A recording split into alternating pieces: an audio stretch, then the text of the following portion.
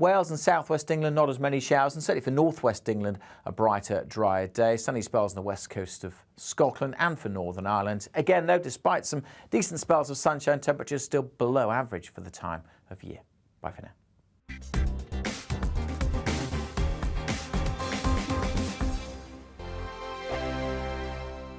We are GB News. And we'd like to say thank you to each and every one of you for helping our great nation find its voice. We're absolutely everywhere. Across England, Scotland, Wales and Northern Ireland. On TV, on radio and online. We're proud to be the People's Channel, Britain's news channel. On the Mark Steyn Show, we cover the stories a lot of people are scared even to mention. The stuff that really matters with some of the world's biggest thinkers. Now is his opportunity to kind of take the steering wheel of history. Break away from the flop at 8 o'clock on GB News with the Mark Steyn Show. Hello, I'm Esther McVeigh. And I'm Philip Davis. Whether you're watching or listening on TV, online or on radio, we handpick the latest stories, debates and expert opinions for your weekend. So whether that's politics, news or showbiz, we've got it covered. Join us every Saturday morning at 10 o'clock on GB News.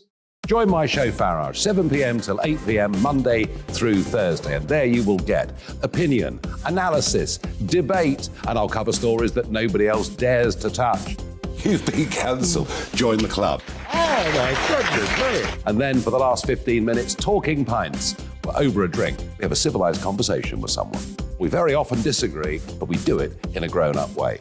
Come and join me on Farage. Hi there, it's Stephen and Anne. At breakfast from 6 a.m, you'll always be caught up with everything you need to know, the latest headlines, opinions and debates. We'll bring you the good news and the bad, but most of all, we're here for you. Remember, send in your views and let us know what you would like us to talk about. That's because we're your news channel.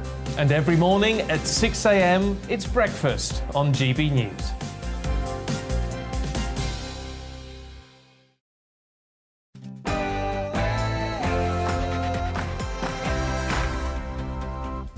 No spin, no bias, no censorship. I'm Dan Wootton tonight. As Liz Truss launches a bold and out-of-the-box attempt to make Britain prosper, the political establishment and the MSM are celebrating the collapse of the pound, with Labour's biggest names proving again that rather the poor were poorer, provided the rich were less rich.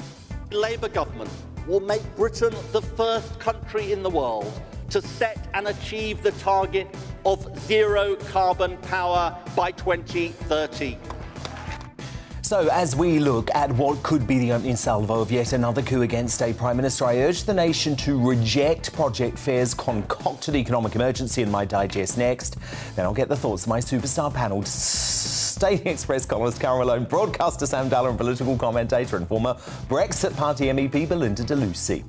As Britain continues to descend into lawlessness, with two teenagers charged with the murder of a 15-year-old outside the school gates in Huddersfield, is Home Secretary Suella Braverman right to demand that police stop focusing on diversity and woke gestures and crack down on real crime? That's our big debate at 10. Plus, as Truss faces pushback from the Home Secretary and Jacob Rees-Mogg over her plan to tackle labour shortages with foreign workers, does the sectarian violence in Leicester show that immigration just needs to be cut? Political YouTuber Maya Tusi, former UKIP leader Suzanne Evans and broadcaster Narinda Kerr battle it out in the clash at 9:20. As major research sheds worrying new light on the rush to jab young, fit people with mRNA COVID vaccines, are we all victims of a so-called pandemic of misinformation? Top British cardiologist Dr. Aseem Malhotra breaks down his new report that he believes has implications for every human being on the planet. He's uncancelled tonight at 10:40. As former staff claim Meghan is a bully who moaned about not being paid for royal walkabouts in the bombshell Royal Book of the Year, why is she still considered a darling of the Liberal left? My royal masterminds, Lady Colin Campbell and Phil Dampier, return to break down all the latest revelations from Palace insiders at 10:15. As football icon Mark Lawrenson claims the BBC axed him for being the wrong age and colour. Are older white men about to become extinct on our tallies? Well, Fleet Street legend Calvin McKenzie gives his thoughts on that at 9:50. Is the left's catastrophising over Italy's so-called far-right Prime Minister? Far-right, please. Just a ploy to distract from common-sense policies on immigration. GBNews star Neil Oliver takes a closer look at the European election that could have massive repercussions actually close to home. He's tonight's outsider at 9:35. And as they are lambasted in the press by one of my superstar panel, will Holly Willoughby and Philip Schofield's vow of silence over Qgate save their skins? Plus, it's the trailer that's left Buckingham Palace quaking. Buckingham Palace is issuing this statement. It is with regret the Prince and Princess of Wales are separating. Yes, the crown is back, but King Charles is not happy. We'll break down those stories and more in the Media Buzz at 10:30. And why I've simply read, got one of my panellists seeing red. Tonight's Greatest Britain and Union Jack has to crown before the end of the show at 10:50. This is Dan Wootton tonight. Let's go.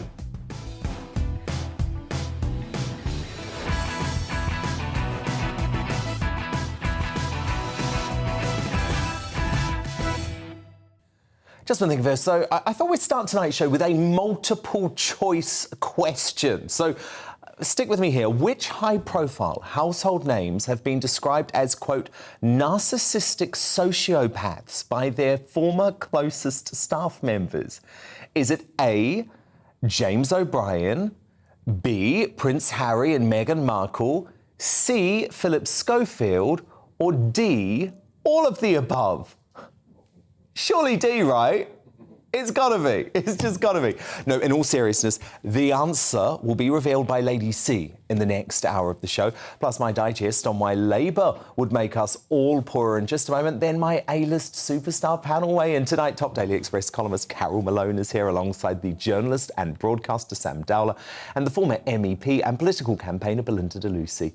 But before all of that, it's the news with Polly Middlehurst.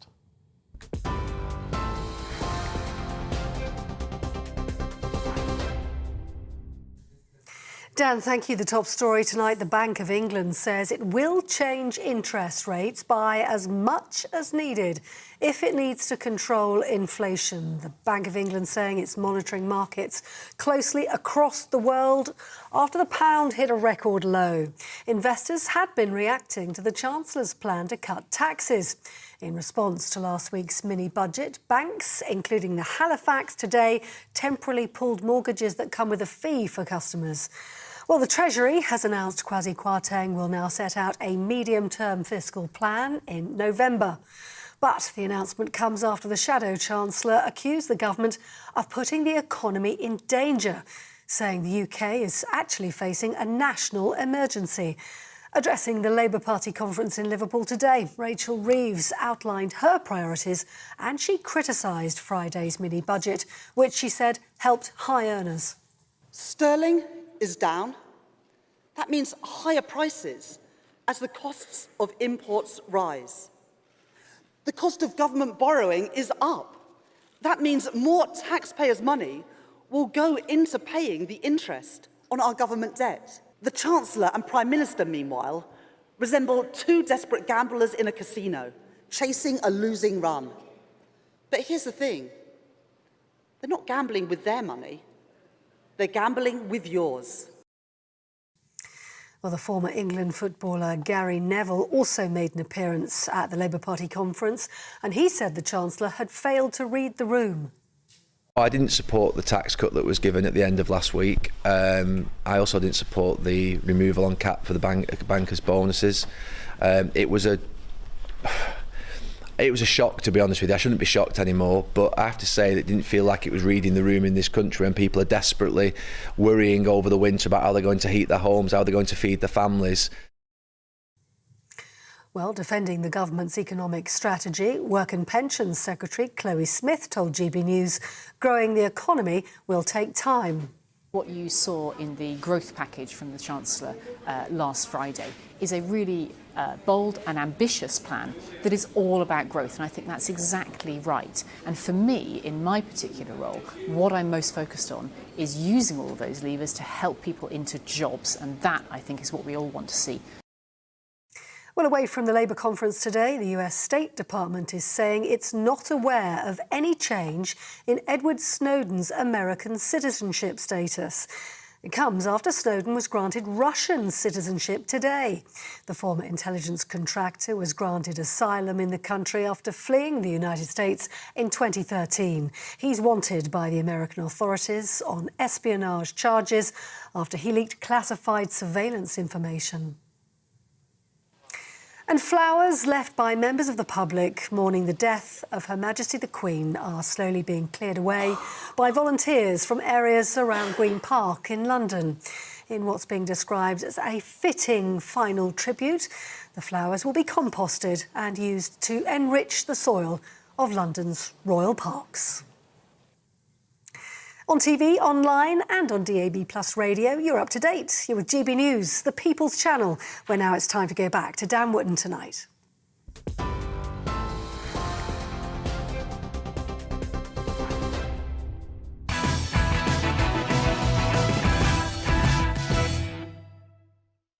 So tell me if it's just me, but have you noticed an almost frenzied excitement from the political establishment and the MSM today, who all seem to be willing for the bold new Liz Truss economic vision for the UK, revealed by Kwasi Kwarteng in Friday's emergency mini-budget, to crash and burn? With a very thin veil, they are celebrating the collapse of the pound versus the dollar without any patience or any context. It was an emergency budget because these are not normal times, and it's going to take some time to see if the single-minded focus on growth pays off. But to declare a national emergency, as many of these Project Fair types have done, because of a few city boys playing the currency markets, is nothing short of unbridled hysteria. And yes, spending cuts and a balancing of the books will have to come most likely in a medium-term fiscal plan on the 23rd of November. But do not try and tell me that returning the top tax rate to the same level it was under the government of Tony Blair is some sort of far-right extreme financial policy. For anyone doubting that there isn't an establishment plot to enact the same treatment on Liz Truss as that which faced her predecessor Boris Johnson, already today, the laughably biased Sly News has been talking about Tory MPs starting to draft letters of no confidence in the PM. I mean, she's been in the job for 20 days. 20 days, with over half of that dominated by the official national mourning period. But today, the stark choice facing the country was laid bare at the Labour Party conference in Liverpool, where the failed Labour leader, or former Labour leader, Ed Miliband, right back at the centre of power, and the new Shadow Chancellor, Rachel Reeves, proved beyond any doubt they will bankrupt the country with a deranged bid to push towards a zero-carbon power policy by 2030, just 8 years away. All these crises have the same ultimate cause: our dependence on fossil fuels. And all of them have the same solution: low-cost, homegrown, zero-carbon power for our country. A Labour government will make Britain the first country in the world to set and achieve the target of zero-carbon power by 2030. It is within our grasp. Let's hear it for doubling onshore wind, trebling solar power, quadrupling offshore wind, tidal power, nuclear, hydrogen power, and conference. Fracking is dangerous, it is bad for the planet, it won't even reduce our bills, and with Labour it will not happen. This is a moral responsibility, and it's an economic necessity. On climate change, the costs of inaction today will mean far greater costs tomorrow. I refuse to leave our children to pick up the pieces of our failure. Conference, I will be a responsible Chancellor. I will be Britain's first Green Chancellor. Are they both crazy? Do they not understand why we are facing this energy catastrophe this winter in the first place? It's because we left our supplies in the hands of bad actors so we could pretend to be environmentally friendly. And they're going to do exactly the same thing, including outlawing fracking again with fake news about it causing earthquakes. The exact same propaganda, by the way, spread by Russian operatives on behalf of Putin. Actually, the past few days has reminded me of this famous phrase from the Iron Lady herself, Margaret Thatcher. the honourable member is saying is that he would rather the poor were poorer, provided the rich were less rich. That way you will never create the wealth for better social services as we have. And what a policy! Yes, he would rather have the poor poorer, provided the rich were less rich. That is a Liberal policy. Now, I know she was talking about the Liberal policy there, but nothing has changed in terms of Labour in 2022. Because Labour in 2022 would still rather the poor were poorer, providing the rich were less rich. They're now just cloaking their socialist philosophies in a green cloak.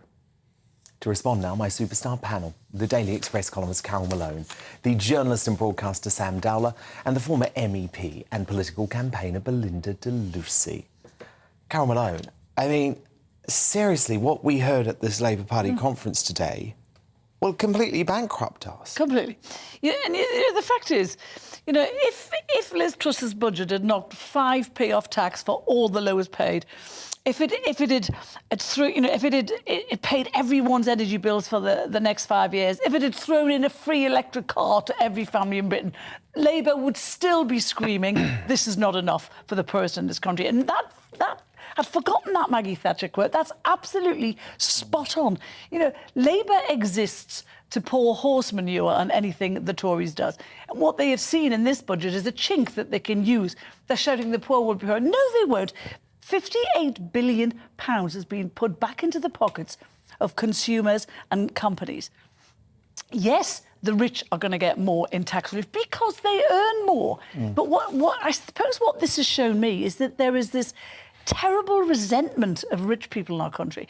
We must not forget that the rich, the top 1% of this country, pay 34% of all taxes in this country. Would we rather they didn't? And what she has done in this budget is she hasn't tried to hurt the poor. She's tried to galvanise this country. This is a budget to unleash growth and productivity and energise the country again. And yes, she's put the rate back to 40 pence because her thinking there, and people who can't see it, I just don't understand. Her thinking is, the rich people of this country, she wants them to stay here. She wants people from other countries who are rich to come here and spend their money. And that's what it's all about. And Labour refused to ever say that. The quote from Thatcher was spot on. Spot on. And Belinda de Lucy, if you look at Labour's plan, it's still to borrow more, by the way, but it's just to borrow more on more green energy. And by the way, it is the push to green energy that I think has got us in this complete mess in the first place. Yes, I would say that, and definitely bad planning from the Tories for the last 12 years. Yes, Labour have said they're committing £140 billion in the next Parliament to their green agenda. It's the stuff of nightmares. It's like we've entered the net zero Olympics and Labour are desperate for gold and we're all watching in horror as at a time of cost of living and energy prices. They're now driving their campaign and party conference on this crazy, extra hard green agenda. And I think it's terrible timing. Can you imagine how the Red Wall are feeling now? It's actually a gift to the Tories, if I'm thinking about it. The Tories are sitting there thinking, hang on a minute, we were worried we were going to put off the Red Wall with all our green commitments. Now Labour are like, hold my beer. They don't understand, the people that they want to vote for them. They don't understand the psyche. Totally But Carol, it's because they're all the Islington elite. They are all the champagne quaffing, quinoa eating Islington bunch. The Red Wall people now, they'd know that currently, for the next 2 years, people have to concentrate on their own households and the cost of living crisis, and we will deal with the Greens. Less than 1% of international carbon emissions, Sam, now comes from the UK. And all Labour's talking about in the middle of an energy emergency is more green energy and stopping fracking and stopping North Sea oil extraction. First of all, fracking has brought us nothing so far with zero. Yeah, because we haven't been doing it.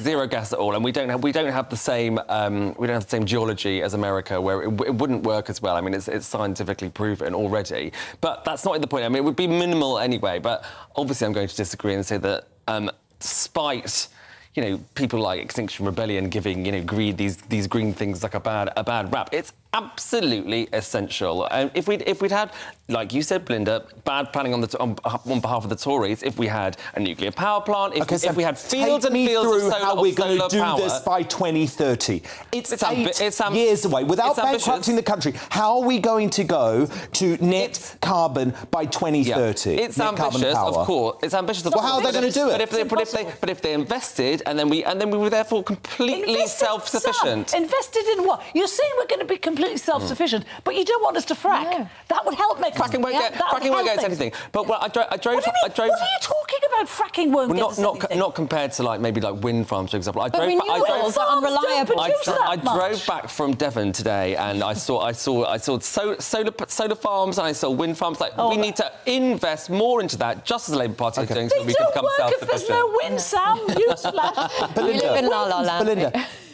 zero carbon power by 2030. If Labour gets into power, and unfortunately I have a horrible feeling they probably will, hopefully, propped up by the awful Lib Dems, propped up by the shocking SNP and the even more deranged Greens.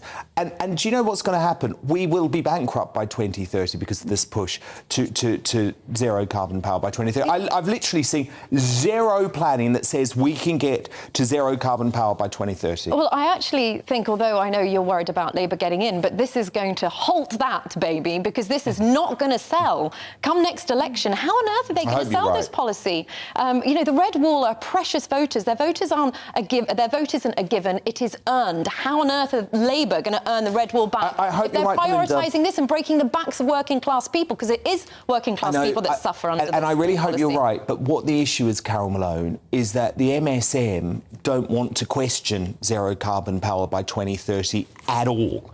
It is just an accepted part of the orthodoxy now, and this will be one of the only places in the country where you'll actually hear zero carbon power being challenged. Yeah, the MSM is one thing, but people are not stupid, you know. Ordinary working people are not stupid. All over the country, they're looking at no one wants the planet to crash and burn. Of course, we all want to do our bit. As you pointed out, Riley, before, we're only responsible for 1% of global emissions. We're doing our bit more than India, than But China, Labour wants than us America. to turn our economy upside down even more. Yeah, but what I'm saying is ordinary people will not give their vote to a party that wants to get us green by 2030. They just won't do it. But they can't afford. Well, I hope you're right, but Carol, I'm sorry. You've seen the campaign even today that is starting against Liz Truss already. 20 days in. Yes, they're already talking about the letters. They're already talking about the confidence vote. 20 days in. That's not at all. Well, it's also nutter sly news. Well, I'm saying nothing. The thing is, left or right, though, obviously global climate change is a huge issue, and all of this will mean nothing. And we are contributing if we're all underwater. Less than 1% of carbon emissions. We're showing by example. We're showing other countries by example. If we can do that, then that's a fantastic thing. Dan, net zero means removal of choices. It means regulating people's behaviour. It is anti-democratic, and unfortunately, all the parties have signed up to it. Soon enough, it will mean some form of climate lockdown, because that's what's coming. It will mean the elites travelling around in their private jets while we're all rationed and told to stay here. It will mean us eating bugs instead of meat, and I say no. But how can you say we're going to lead by example? Do you think China are listening to us? Nope. Do you think America are listening to us? No, they're not. They all produce zillions if you look at politicians like AOC, for example, in America, who have this Green New Deal, I'd rather not. These are huge problems. It's not our country or America that faces the problems for flooding and all this. It's the poorer countries that have to deal with the problems. Sam, give it 2 5 years. There is no other time than now. Now is the only time. Well, you're very privileged then to be able to suffer under the Green policy. Give me my bugs. Most of the Liberal left are. Sam Della, Belinda DeLucy, Carol Malone.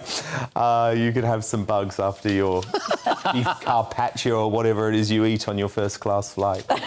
Coming up, is the left's catastrophizing over Italy's so-called far-right Prime Minister a ploy to distract from her common-sense policies on immigration and gender ideology? Well, Neil Oliver investigates as tonight's Outsider at 9:35. But first, as the Cabinet appears split over the PM's alleged plan to solve labour shortages with migrant workers, does recent sectarian violence in Leicester show immigration should be cut? Political YouTuber Maya Tusi, former UKIP leader Suzanne Evans and broadcaster Narinda Kaur duke it out in tonight's clash. As ever, though, your view, most important to me.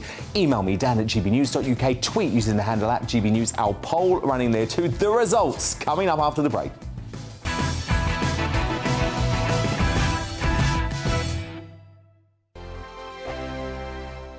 We are GB News. And we'd like to say thank you To each and every one of you. for helping our great nation. Find its voice. We're absolutely everywhere. Across England, Scotland, Wales and Northern Ireland. On TV, on radio, And online. we're proud to be The People's Channel. Britain's news channel.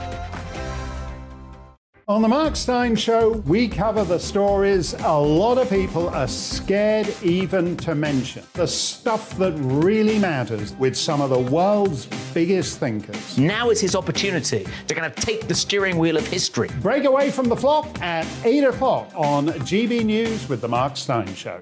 Hello, I'm Esther McVeigh. And I'm Philip Davis. Whether you're watching or listening on TV, online or on radio, we handpick the latest stories, debates and expert opinions for your weekend. So whether that's politics, news or showbiz, we've got it covered. Join us every Saturday morning at 10 o'clock on GB News. Join my show Farage, 7 p.m. till 8 p.m. Monday through Thursday. And there you will get opinion, analysis, debate, and I'll cover stories that nobody else dares to touch. You've been cancelled. Join the club. Oh my goodness me. And then for the last 15 minutes, talking pints. We're over a drink. We have a civilised conversation with someone. We very often disagree, but we do it in a grown-up way. Come and join me on Farage. Hi there, it's Stephen and Anne. At breakfast from 6 a.m, you'll always be caught up with everything you need to know, the latest headlines, opinions and debates. We'll bring you the good news and the bad, but most of all, we're here for you. Remember, send in your views and let us know what you would like us to talk about. That's because we're your news channel. And every morning at 6 a.m, it's breakfast on GB News.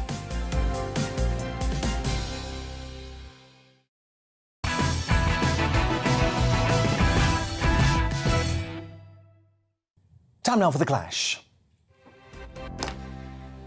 Immigration has long been the priority concern for loyal Tories, but Liz Truss's stance on the matter sparked an apparent row inside government over the weekend. The PM is alleged to be making a U-turn on immigration rules in a bid to boost the economy, including allowing more foreign workers to Britain by reforming current visa rules. In the coming weeks, she intends to raise the cap on seasonal agricultural workers and make changes to the shortage occupations list, which will allow key sectors to recruit more overseas staff. However, Cabinet Brexiteers, including Suella Braverman and Kemi Badenoch, are said to have voiced fierce resistance to the idea, demanding immigration must fall as the country pushes for growth. Meanwhile, Jacob Rees-Mogg told colleagues he would support the PM, but only if the plans were shown to improve GDP per capita. Critics say the terrifying sectarian violence between Muslims and Hindus in Leicester and the Midlands since late August is proof that the UK immigration population must be reduced. Over the weekend, Asian women from those areas said they were living in fear after the widespread religious disorder had, quote, torn their community apart. Police have made nearly 50 arrests in relation to the violence, while one man has been jailed for possessing an offensive weapon. But what do you think? Does the Leicester violence show immigration to the UK must be cut? Let me know your thoughts by emailing Dan at gbnews.uk, tweet me at gbnews, and while you're there, go and vote in our poll. Those results shortly. But to help you make up your mind, debating this tonight, the daughter of Indian immigrants, the broadcaster Narinder Kaur, YouTuber and son of an Iranian political refugee Maya Tousi, and journalist and former UKIP politician Suzanne Evans. So, Suzanne, this feels like quite a major row in the Truss government, because Truss is doing everything to push for economic growth. But of course, you've got folk like Braverman saying, hang on a moment, this mass immigration, it ain't working.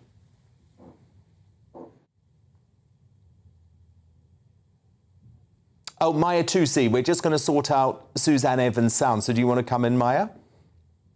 Yeah, I mean, in terms of the economic migration policy that Liz Truss has come up with, it's weird timing because she has not won the argument, because these are two different topics, technically speaking, but they are kind of linked. Right now, there is a topic about the need for economic migration for certain areas, but considering there are bigger topics when it comes to illegal migration, when it comes to lack of integration in certain areas, she needs to actually come out, say two things before announcing a policy like this. She needs to prioritize in areas that we can, prioritize our people, educate and train our people to become the workers in those areas, and certain sectors that we can't, short term, medium term, then we can actually say, to clarify, these are the visas that we're going to give out to certain people. We're going to vet them. These are the numbers that we need, and we're going to bring them in just for this sector. That's fine. But right now it's mixed with all this stuff that's going on in Leicester, but of course the Dover situation, and it's just not really going too well, this whole debate. Everything's completely kicked off. And some people on the left keep saying, well, it's just a tiny minority is going on. We're not talking about bringing down migration because of a tiny minority in Leicester doing that. That's just a sign that the whole situation in the country is not going well. Until a few years ago, we were saying that, well, bring down the pace and rate of first-generation migration so that second-generation and third-generation could actually integrate. Now we are seeing clashes from the second-generation kids and sometimes third-generation. They're not even integrating, and that's the problem. Suzanne Evans, I think we've got you back now. Sorry about that, Dan. Yeah, no, absolutely. I mean, obviously, I think uncontrolled immigration has been a massive problem. And the peak of this now that we've seen in this terrible ghettoized violence is appalling. But I wanted to express a slight note of caution, I think. Suella Braverman is going to be delivering a fresh immigration policy in the next few weeks. So I think we ought really to wait and see what happens then. There's always lots of speculation going on around immigration and potential government policy. I think very often, too, Downing Street's been known in the past just to float an idea out there to see how it's received by the public. So I personally would prefer to wait to see what Suella Braverman has got to say about immigration when she actually delivers that policy. But let's be honest about this. Immigration's always one of the top 3 issues for voters in this country, particularly for Conservative voters. I think Liz Truss so far is doing a very good job. We had Kwasi Kwarteng's mini budget on Friday, which has some very solid, old-fashioned, if you like, Conservative policies. I think that's won a lot of kudos among Conservative voters. If there's any hint that immigration is going to be allowed to get worse, and that's how it will be seen, however they want to spin it. If the numbers are going to go up, then I'm afraid the Conservative Party membership is not going to like that. And the Parliamentary Party is going to be on a very sticky wicket come the next election. Nurinder Kaur, you are obviously, you lived in Leicester for, I think, 15 years. Surely you look at what's happening in your city and think, hang on a moment, this uncontrolled immigration is not working. No, I think the total opposite. As an Asian woman that's lived in Leicester for 15 years, this violence that happened a few weeks ago is not representative at all of what's going on in Leicester, of how multiculturalism does work, and we do live in harmony and we do live nicely together. There's so many points here, I don't even know where to start. The fact is, with your other 2 panellists, with Maya and Susanna, we have a labour shortage. How do you propose we will fulfil these jobs? We're short of 40,000 nurses, 100,000 social care workers, and 100,000 drivers. How do you propose we will fulfil these jobs? Because people in this country aren't taking these jobs. Well, Maya, you had a plan for that, didn't you? Yeah, I mean, okay, this is the problem. We kept putting a plaster on it for years and years. Since the 90s, we kept doing this mistake. We didn't really deal with it. So we said, okay, we need more, nurses, doctors, or whatever you want. And we say, okay, instead of actually trying to sort out the problem long term, let's get economic migrants. And I have no problem with that. It's a good plaster. And every country does it. But we kept doing that, but we didn't do anything long term. I mean, of course, I agree that even for now, short term, certain sectors get the economic migrants, but that's just brown exploitation. You're exploiting brown people for a short-term solution. And you're saying it's a plaster. My father came over to this country in the 1960s to work in the steel foundries, and we integrated into society perfectly. Okay. I couldn't even speak English until I was 6 years old. Respond to that point. So Nurinder says it's brown exploitation, Maya. Yes, it is. Who mentioned brown? Nobody's talking about brown people. They could be, Polish doctors. They could be Canadian engineers. No one's talking about brown. Paying more, and then you'll say that wages aren't. Oh, they're not fulfilling their wages. Then you have that argument. But we're talking about jobs, the social care work jobs. We're talking about the drivers. We're talking about the fruit pickers. That is brown people exploitation. Suzanne And you're Evans. worried about integration into society. Let's just let Suzanne Evans come in here. Suzanne? So I think it's interesting. We just heard, didn't we, about fathers coming over here as immigrants in the 1960s. And that's My the father, issue, yes. isn't it, really?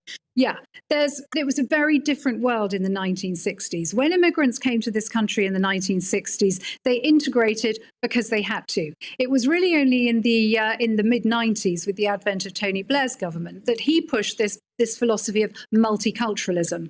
And that was a very, very specific philosophy that said you can come to this country, you don't have to integrate, you can behave exactly the same way as you would have behaved in your home country. And that But they don't do that, problem. Dana. That Immigration, is such a silly, when naive migrants come to this country and they work and they integrate and they respect British Okay, values, Suzanne, let that's Narinder a very respond. different thing. And Let that's what Narinder happened respond. in the 1960s. It doesn't happen so much now, unfortunately. Suzanne, back in the 1960s, they used to say my parents weren't integrating, and they did integrate. They used to say back then, my uncles and aunts, they're not integrating, they're still wearing the Indian clothes. Okay, Maya's shaking his they head. said Maya, the same back then. why are you shaking your head, Maya?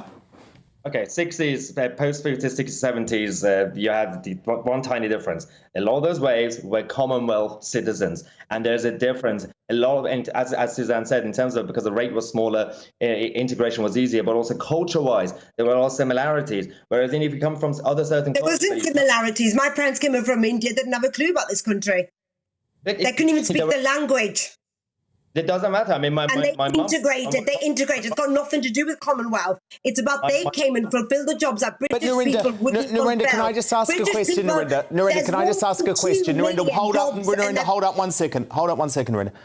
Do you genuinely believe, because look at what's been going on in Leicester, and we've seen all the videos, do you genuinely believe that those immigrants are integrating in the same way that your parents did in the 1960s? Because I'm afraid to say, Narinder, the evidence is stacked completely against that. Dan, I don't think the evidence is stacked. It's a very small minority. It is not representative of what's going on in this city. I've lived here for 15 years. Nothing like that's going on. It's just a little bit of a loud group, and that's all it is. And guess what? As Hindus and Muslims and a Sikh that I am, we're not immune to having a few problems. British people have problems. You have your British football hooliganisms. You have problems. We're not immune to having a few little problems. It's not representative, and it doesn't mean we don't integrate, and it doesn't mean that we don't come here and work hard. Immigration must not be curbed. We need the economy to be stimulated, and we need the workers, and British people are not fulfilling those jobs. It's as simple as that. Okay, Suzanne? I think actually this talk about the economy being stimulated by immigration is a little bit of a red herring, really. One of the problems that we've had over the past few decades is that British productivity has been incredibly low because industries haven't invested in automation. They haven't involved in new methods of working because it's been much easier to get cheap labour to do basically cheap jobs. And I think that's fundamentally wrong. We have 1.2 million unemployed people in this country, and we need to invest in them. And I was quite pleased last week to see that the government is trying to encourage people who work part-time, who are on low-paid work, to get more and better work. And I think that's a start. But we've had decades of short-term policies that have filled job vacancies through cheap labour instead of actually investing properly in jobs and then you have to raise wages and you have to raise all kinds of things and money. Thank you to you all. Fascinating debate, very heated. The former UKIP leader, Suzanne Evans, the broadcaster, Narinder Kaur, and the YouTuber, Maya Tusi. Much appreciated. So who do you agree with? Does the Leicester violence show immigration to the UK must be cut? Well, Keith on Twitter writes, cheap foreign labour keeps us in the dark ages. It prevents technology taking over and upskilling or training our own people, not to mention it keeps wages low as it continually floods the labour market with more people. Immigration should be curbed. From Klang Air on Twitter, allowing employers to bring skilled workers into this country to meet demands we can't cope with internally in the NHS, healthcare and other sectors has nothing to do with sectarian violence in Leicester. And from Julian on email, I'm a former Labour voter. We need to leave the ECHR and introduce a points-based immigration system. Otherwise, we are just a country with an illusion of democracy. And your verdict is now, and this one is overwhelming. 88% of you agree the Leicester violence does show UK immigration should be cut. Just 12% of you say it doesn't. Coming up, as football favourite Mark Lawrenson says the BBC axed him for being the wrong age and colour. Does the corporation just have a vendetta now against older white men? Well, Fleet Street legend Calvin McKenzie gives his take on the latest balls up at the Beeb at 9:50. But first is the election that could change the political landscape of Europe and beyond. But is the left's catastrophizing over Italy's so-called far-right Prime Minister, of course she's far-right in their books, just a ploy to distract from her common-sense policies? Neil Oliver is tonight's outsider. He's going to take this on in just 2 minutes' time.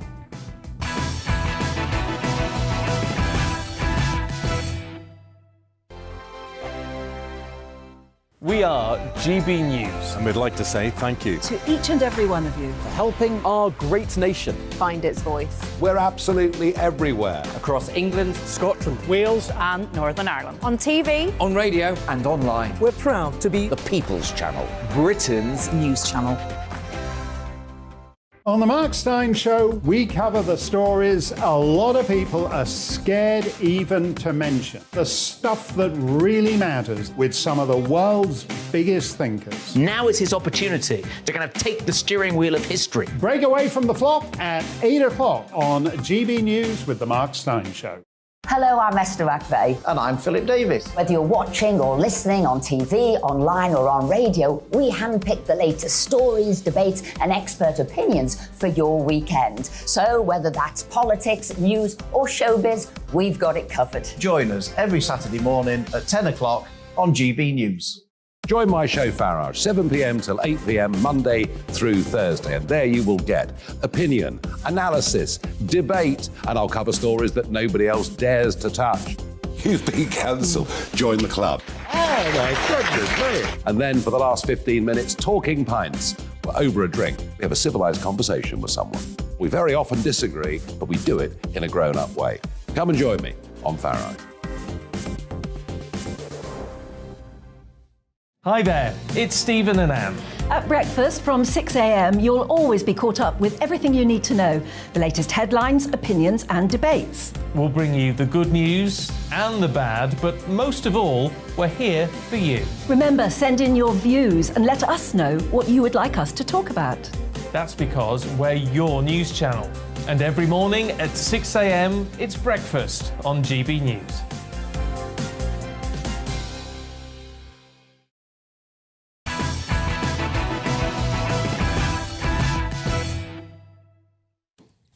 Neil Oliver is tonight's outsider. And breaking tonight, Prime Minister Liz Truss has congratulated Giorgia Meloni after her victory in the Italian elections. Truss wrote on Twitter, from supporting Ukraine to addressing global economic challenges, the UK and Italy are close allies. And Italy, of course, does look set to elect Meloni now as its first ever female Prime Minister after her party, Brothers of Italy, stormed 26% of the vote. Now, Brothers of Italy, they have enjoyed a rapid rise to power after winning just 4% of the electorate in the last national election of 2018. Meloni will now lead a right-wing coalition, joining forces with the former Prime Minister Silvio Berlusconi's Forza Italian party and Matteo Salvini's League party.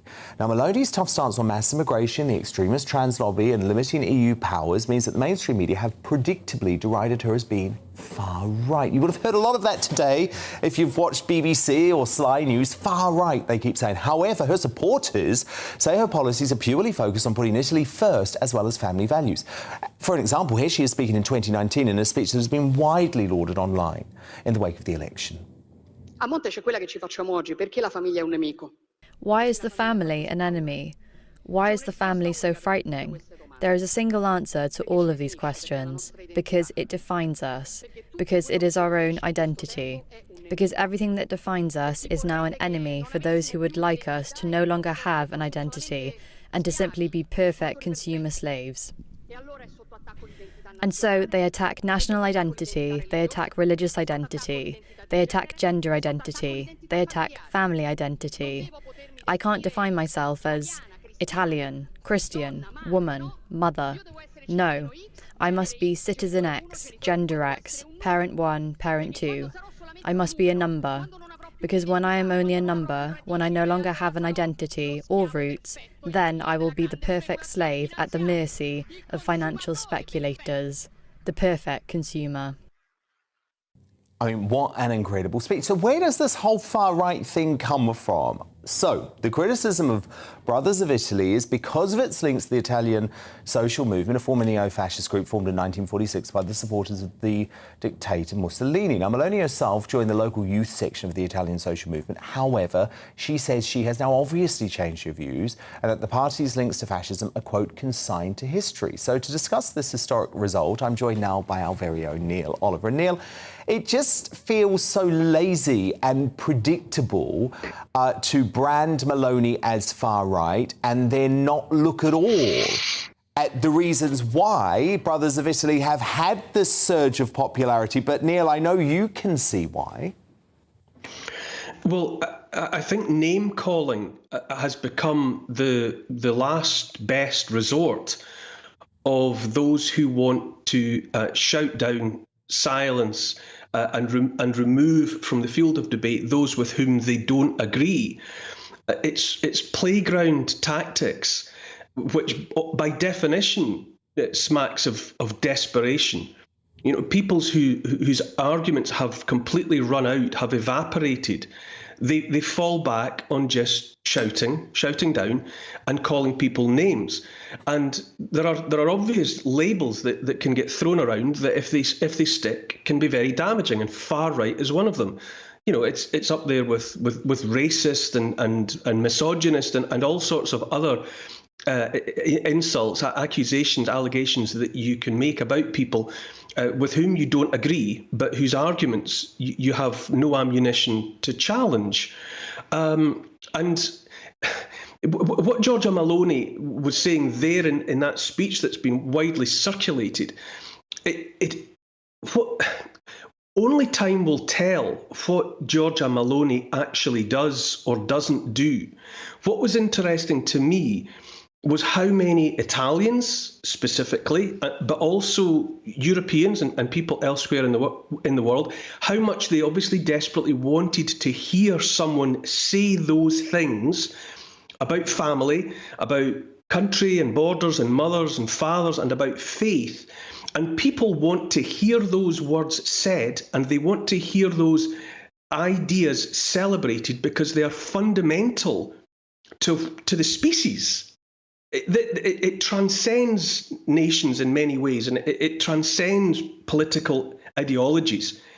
People going about their day-to-day business, they care about family, and many of them care about faith, and they care about country, and they want to know that the borders of their countries are defended, and they want to know that the sovereignty of the people is being respected. And when someone like Giorgia Meloni says it so eloquently and so forcefully, and coming from a quite ordinary background herself, it's watching the effect of those words is very, very important. And it's no less important in many ways that the instant response coming from, in inverted commas, the other side is just to throw brickbats, just to throw names, just to throw insults, because they don't have anything else. Because how do you challenge people that want to celebrate family, faith, country, sovereignty? Yeah, well, the thing is, Neil, we've been looking for hope, haven't we, after the past 3 years, which has been just a complete mess for so many reasons. And should we have hope, Neil, that her victory potentially means the globalists can be challenged? Those in lockstep with the World Economic Forum can be challenged, or is that getting ahead of ourselves here? Well, it could be getting ahead. I think, as I said, we have to wait and see, because ultimately actions speak louder than words. You have to watch what people do. The words that she has, with which she has emerged into the spotlight, are very, very effective. But ultimately, what will make the difference will be what she is able to do and what she deliberately does. But I think for many people, there's been a sense, a realization that over the last couple of years, what's been going on, that's been coming out of blocs like the EU and from ideologues like the World Economic Forum, it feels anti-human. You know, that a lot of the rhetoric that is coming out atomizes people. It takes away people's personal identity. It takes away people's national identity. It vilifies fundamentals like family. It vilifies notions like patriotism. These are anti-human tactics, and our species, you know, it's 300,000 years old, and the things that our species has held dear, one way or another, even before language, for those hundreds of thousands of years, for many people, right back in a part of the brain that they can't even articulate their thoughts, these are the things that they care about. You know, we are a human species, and we respond to people that speak up in favour of the human being. And that is what Giorgia Meloni has tapped into. And anyone who does that in the face of the technocrats, in the face of those who are pushing what feels like a digital totalitarianism, anyone that stands up and says, no, it's about people, it's about individual human beings, and it's about respecting the things that individual human beings care about, which is to say their families, their identities, their sense of where they belong, you know, the soil in which their people have their roots. Anyone that can articulate that is potentially in a very powerful position, but ultimately it will come down to whether or not she can translate those words into actions. And if she can stand up for her people, then she will gain traction that matters, that will ripple out across the European continent. So we watch and wait, Neil. We have to watch and wait. You know, talk is pretty. Words are powerful, but we have to see what Giorgia Meloni does. And if she does what she says she's going to do, and if she properly celebrates and champions the values that she has turned a spotlight upon, then she has great potential to make change. No, indeed, Neil Oliver, very well put. And I guess I would just say as a note, if you're watching something and they immediately brand this woman far right, just have a think about the motivation behind why they might be saying that. Neil Oliver, so great to speak to you. Thank you, Neil.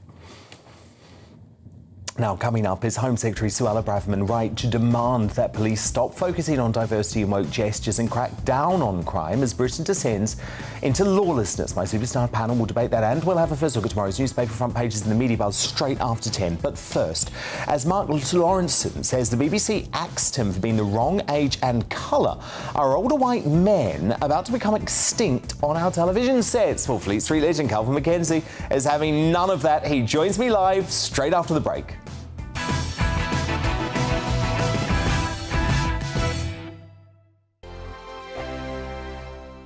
We are GB News. And we'd like to say thank you To each and every one of you. for helping our great nation. Find its voice. We're absolutely everywhere. Across England, Scotland, Wales and Northern Ireland. On TV, on radio, and online. We're proud to be The People's Channel, Britain's news channel.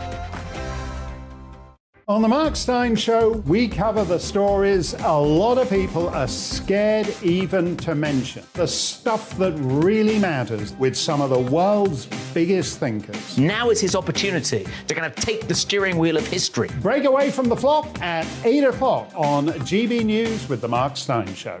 Hello, I'm Esther McVeigh. And I'm Philip Davis. Whether you're watching or listening on TV, online or on radio, we handpick the latest stories, debates and expert opinions for your weekend. So whether that's politics, news or showbiz, we've got it covered. Join us every Saturday morning at 10 o'clock on GB News. Join my show Farage, 7 p.m. till 8 p.m. Monday through Thursday, and there you will get opinion, analysis, debate, and I'll cover stories that nobody else dares to touch. You've been cancelled. Join the club. Oh my goodness me. And then for the last 15 minutes, talking pints. We're over a drink. We have a civilised conversation with someone. We very often disagree, but we do it in a grown-up way. Come and join me on Farage. Hi there, it's Stephen and Anne. At breakfast from 6 a.m, you'll always be caught up with everything you need to know, the latest headlines, opinions and debates. We'll bring you the good news and the bad, but most of all, we're here for you. Remember, send in your views and let us know what you would like us to talk about. That's because we're your news channel. And every morning at 6 a.m, it's breakfast on GB News.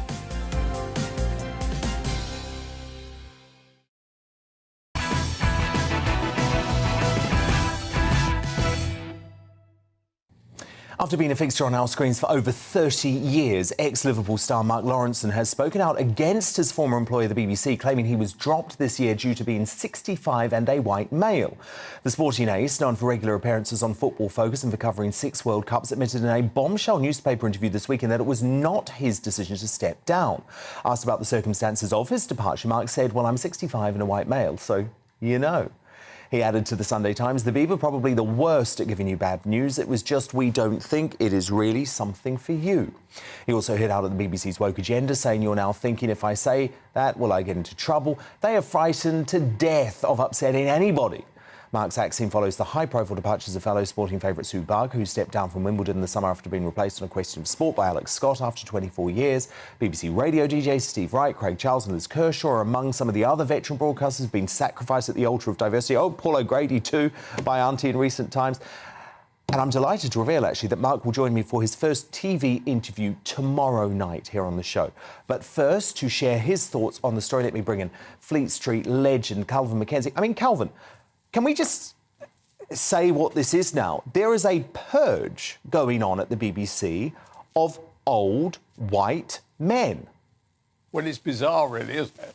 Because in the last analysis of their audience, and by the way, this comes from Tim Davie himself, the Director General of the BBC, the average viewer's age, BBC One and BBC Two, is 61. And I imagine it's actually higher than that. The other analysis is that 30% of the 18 to 30s, which is the thing, this is the new golden we must have, right, never, ever watch the BBC. And nor do they watch any form of network. As you well know yourself, it's probably YouTube or it's Netflix or it's TikTok, it's something. They don't know what to do. So what they do is they get hold of people like Lawrenson. I find it bizarre that I happen to be defending a Liverpool player, but there we are. Put that to one side for one minute and say, boom, you're gone. Why? I have no idea.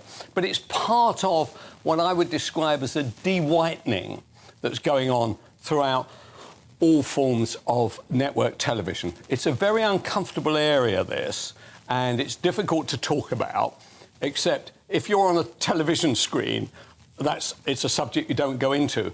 But if you ever chat with anybody in the pub or your own house or something, why is it that we seem to have infused a vast majority of people of colour into what are white lives? It's a difficult area, and for instance, if you watch any drama now, it's a big mixture of people of colour married to people who are white, or perhaps families who watch any form of over-representation is what you're saying now. It's disproportionate to the percentage of the focus, but also deliberate over-representation. This is not something that happened by accident. Now, look, I imagine if you're a black or Asian actor, this is great news. You've got plenty of work. What you wouldn't want to be today would be a coming up to 50, coming up to 60 white actor, male or female. The chances of you getting work, I'm afraid, are very, very small, even although you represent in our country, which is still a massively, white nation, 90%. It's a difficult discussion to have because immediately you have it. Oh, yeah, I know that bloke from The Sun. He's a racist, you know what I mean? All you're saying is this a reasonable representation of our nation? And the answer must be, no, it isn't. But I'm not sure what can be done about it because it's quite clear that the advertising community and the drama community actually see it as a form of, we'll show that bloke. I saw that bloke from The Sun the other day. I'll give him one, It's a difficult area. Well, the thing that I feel about it, Calvin, is I hate the hypocrisy. That's what gets me, because you've got these employment tribunals going absolutely mad because you can claim any form of discrimination. They sacked me because I was gay, they sacked me because I was a woman, they sacked me because I was black, whatever it happens to be. The only people who don't seem to be able to use that are old white men. And I think it doesn't matter what characteristics you're being sacked for. Either you should be sacked because of your characteristics, that your innate characteristics that you can't change, or you shouldn't be. And I think it's completely wrong that we say to old white men, it doesn't matter that you're performing because we need diversity. That just feels wrong to me. Well, it's plainly wrong. Now, Lawrenson, I am sure, could find work, OK? So I'm sure that there are BBC Radio, even if television didn't want him, and I'm sure that there's a Northwest BBC that would be very grateful to have a former, international Liverpool star. Why can't they find him extra work? What is it? Is it genuinely because he is white and he's getting on a bit? We saw this take Trevor McDonald. Trevor McDonald continued until he was damn near 70. Why? Is there an issue about saying, I tell you what, we've got to clear white people out of network television? It's a very, very odd kind of debate to be having, and thank God that GB News exists, because at least the debate can be had. Well, I think Sue Barker, she blew the whistle the other day, didn't she? And of course, she called the BBC out. She wasn't going to put up and go with their propaganda. And I think, actually, Kelvin, maybe this is all we can hope for now. And this is why I'm so delighted that Mark is actually going to be here tomorrow, because these stars need to start calling it out. If they are told, like Paul O'Grady the other day, he said he was too old. I mean, he's gay, but apparently that doesn't matter anymore if you're at the BBC, because he was old and white. He was out. Yes. So one of the other issues that you face within television is that the presenters have been around for a long time. So they're 60s, we'll say, which actually I'd love to be 60, but in their 60s. The producers are in their 30s, we'll say. Therefore, the image that they are of interest, and their interests are not these people. But the difference is, the only people watching network television today are older people. For anybody else, and by the way, even the older people, are watching streaming services of one kind or another.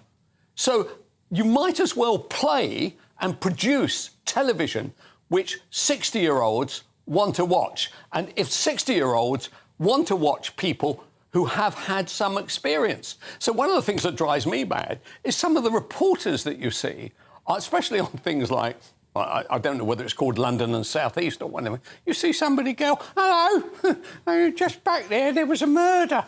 What I want is somebody who can talk to a superintendent and talk about the issues of the day with some sense of knowledge and academia. I do not want to see some bloke who thinks that the whole point of journalism is wearing a very short jacket. Calvin McKenzie, thank you so much, Calvin. We'll speak next week.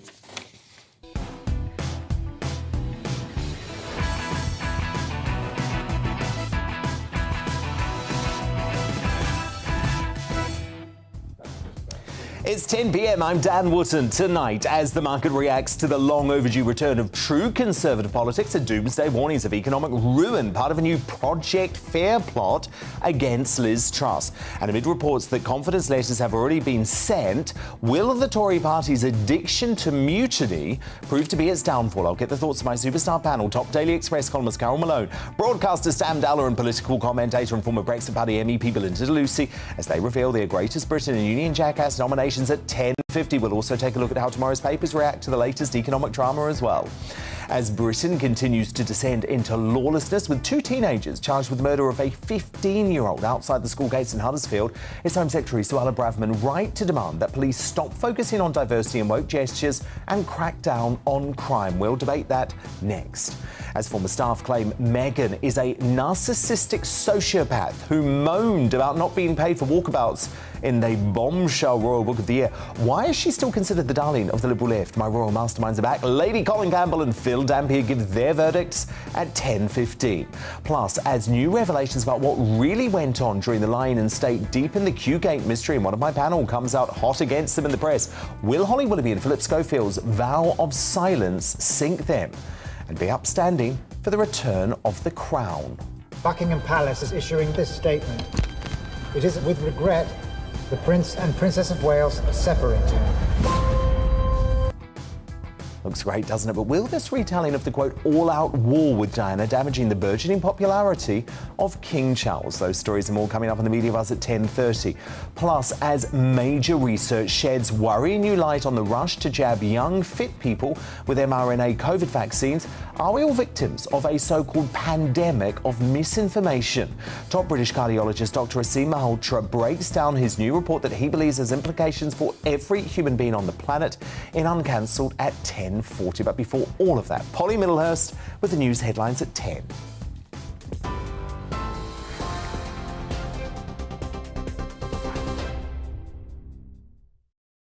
And the top story today, the Bank of England has said it's going to change interest rates by as much as necessary to control inflation. The Bank of England adding it is monitoring world markets closely after the pound hit a record low today.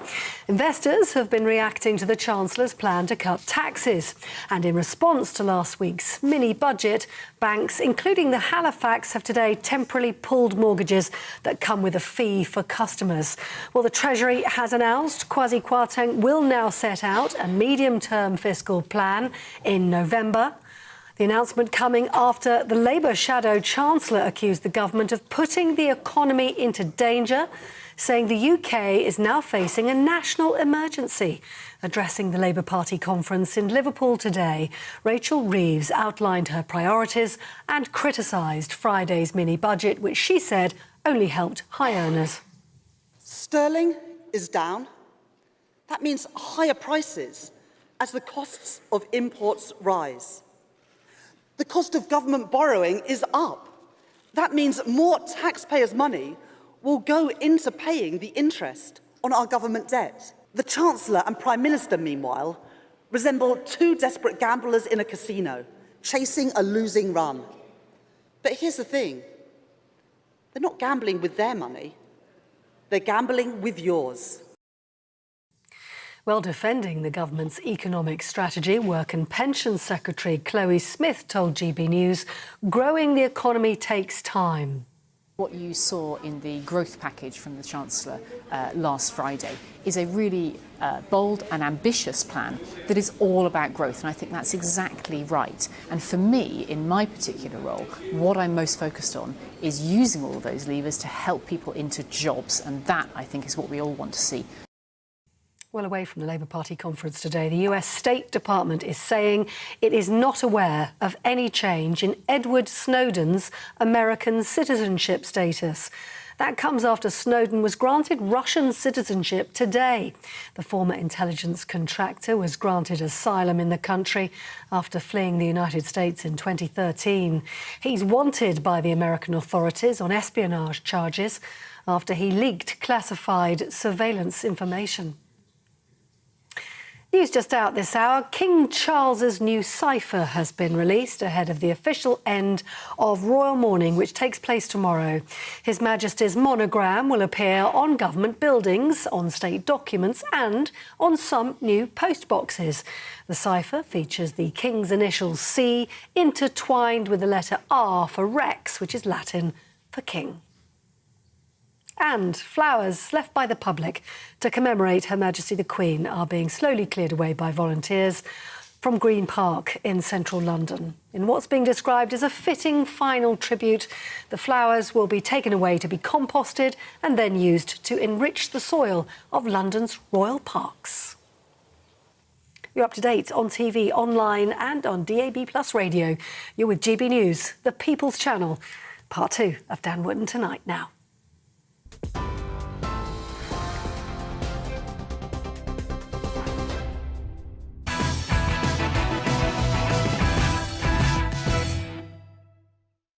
Tomorrow's News Tonight now in our Media Buzz. First front pages are in hot off the press, and the Metro leads with the headline, "The Pound Kwartanks." That's in response to the sterling crashing to an all-time low against the dollar, as the Chancellor is set to borrow £45 billion to fund tax cuts. Do we have the Metro? What about the Eye? Do we have the Eye? Here's the Eye. It leads with the pound crashing with the headline, "New mortgages blocked amid UK market turmoil as Halifax, Virgin Money and Skipton stop offering home loans." My superstar panel back with me now. Top Daily Express columnist, Carol Malone, the journalist and broadcaster, Sam Teller, and the former MEP and political campaigner, Belinda de Lucy. Now, 2 teenagers appeared in court today charged with the murder of a 15-year-old schoolboy. And yet another grave case occurring in lawless Britain. Kyrie McLean was tragically stabbed to death on Wednesday outside his school in Huddersfield.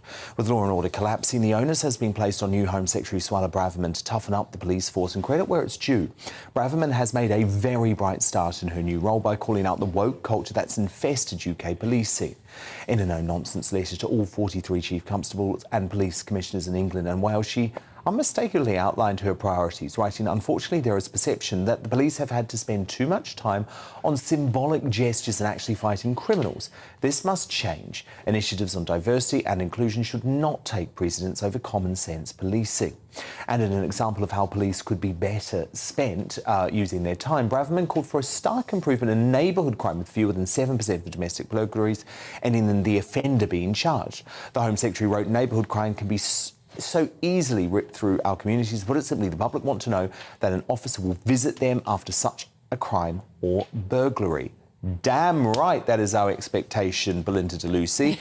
And this is a good start from the Home Secretary, isn't it? Because we need to stop all the rainbow cars, we need to stop all the Macarena dancing, we need to start respecting our police again.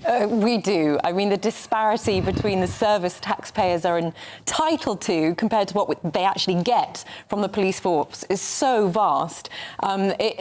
It adds insult to injury to the victims of crime when they sprinkle in all this dancing and rainbow cars and arresting people for hurty words. And, I mean, you name it. Look, less than 7% of burglaries end up in charge, less than 4% of theft, less than 1% of car theft. You know, the ratings are terrible. They're not doing what they should be doing. And I don't blame the men and women on the streets. I think this is a top-down, trickle-down of identity politics and wokeness that's really hurting the brave men and women of our police force. I don't think we should be blaming them. Suella, yes, she said the right thing, but I don't know how she's going to enforce it because they are just words. Let's see what happens. But yes, we need to... I mean, Sir Robert Peel, by the way, will be turning in his grave about this. You know, the godfather of the Metropolitan Police Force. He was all about securing trust and respect from the public. And they've made it... The woke lot have made our police force a joke. I mean, Sam, I know you're a very woke guy, but surely even you can see that the police shouldn't be focused on dancing at pride marches. They need to be focused on stopping burglaries, stopping muggings. I have a lot of good friends who are in the police, and these rainbow cars, like you said, and diversity hires, etc. Just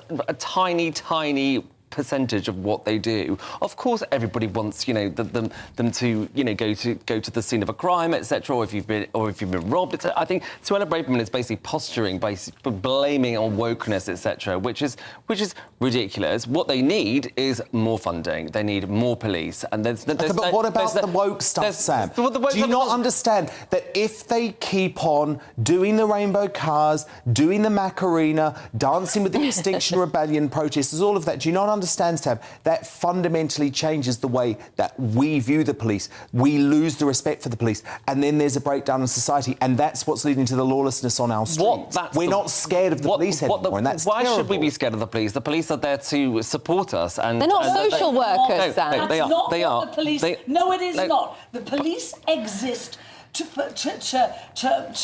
stop crime. I was going to say to promote law and order. You're talking nonsense here. You know, you're not talking about the victims of crime. You know, for every crime in this country, there's a victim to that crime, and the victims of crime currently do not feel supported by the police. Belinda mentioned some figures there. It's worth mentioning some more. Just 5.8% of all crimes are solved. So they need more police. It's not about diversity. They need more police. They need even more. Sam, why don't you listen just for a second and listen to what the cops that are not doing. More than half the police forces in this country have not solved a single burglary Which is terrible. in the last 3 years. I'll tell you what's even worse. Only one out of 60 rape victims get taken It's a to court. disgrace, but it's not to do with rainbow cars, though. But it is. It's because... Oh, it's my microphone. Hang on. It's my microphone. Yes, Sam, let me just ask you a question, Sam. While this is going on, what about the taking the knee? I mean, did you not understand talk about that? That's important. Can I really talk about that? Because, Sam says that's important. No, it's not important. I don't care what the political views of any police officer are. It is not his job to kneel in front of BLM demonstrators who many times are breaking the law and be submissive to them. It's not. I heard one police chief the other week say it should be up to the cops. No, it shouldn't. It is not. They are not there to tell us about their politics. Do you remember in Bristol, cops stood by and let protesters pull down Edward Coulson statue. They let them drag it to the water and deface it. So they're letting people break the law because of woke ideology. Because they sympathise with their cause. That's not what they exist for. Woke ideology, Sam. Yes, I understand what you're saying about woke ideology and about rainbow cars, etc. But I do support it because obviously the police do need diversity, and if they need diversity hires, they need rainbow cars. Yes, no, of course. And do they need to dance the Macarena? As you will know, like the rainbow cars is to make LGBTQ people feel safer. And as an safer from what? Where's the evidence to suggest they're not as a gay person, is what I was just What about you were just saying before. Feeling safe? Yeah, I know. But as a gay person, if I was abused in the street, I would want to go to a police officer and say this has happened to me. And a rainbow car will make you feel I feel like they support me. And what me. about the millions of people in this country who get burgled every day, who are terrorised in their own homes? And they need more police. They need more funding. Do you actually know the figures? You just say stuff like that. They have had thousands more this year, and they're going to make up the numbers next year. You can't just say they need more and they need more money. They've got more. They obviously don't have the manpower. They're not spending it on diversity. Manpower. I thought you claimed you were woke. You're so sexist. Yeah, people power. People power. You've just been exposed. Now, his critics claim he's losing influence on the world stage, by the way. Now Joe Biden is apparently losing direction on a much smaller one as well. In the latest of a series of, I have to be honest, really troubling gaffes, the US president, who looks dementia-plagued, seemed at a loss after finishing a speech at the recent Global Fund conference. Look at this, seriously.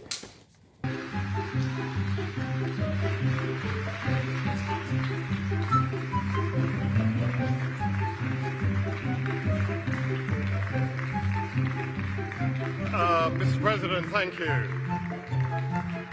At the end of such a momentous event, the word thank you seems kind of inadequate. But for all the millions whose lives will be saved, for the communities where life will be transformed, thank you. So thank you, President Biden.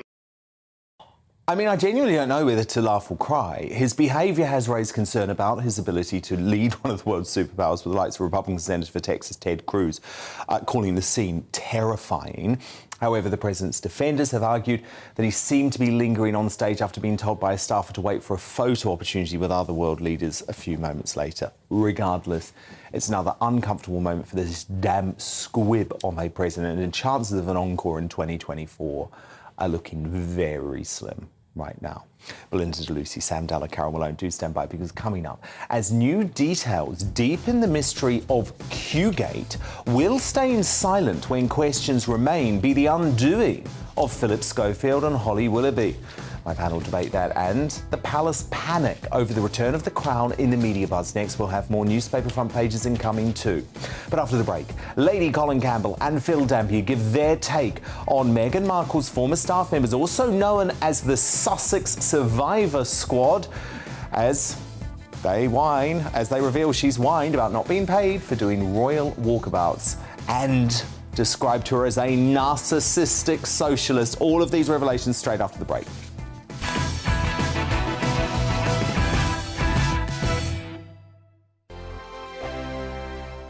We are GB News. And we'd like to say thank you To each and every one of you. for helping our great nation. Find its voice. We're absolutely everywhere. Across England, Scotland, Wales and Northern Ireland. On TV. on radio, and online. We're proud to be The People's Channel. Britain's News channel.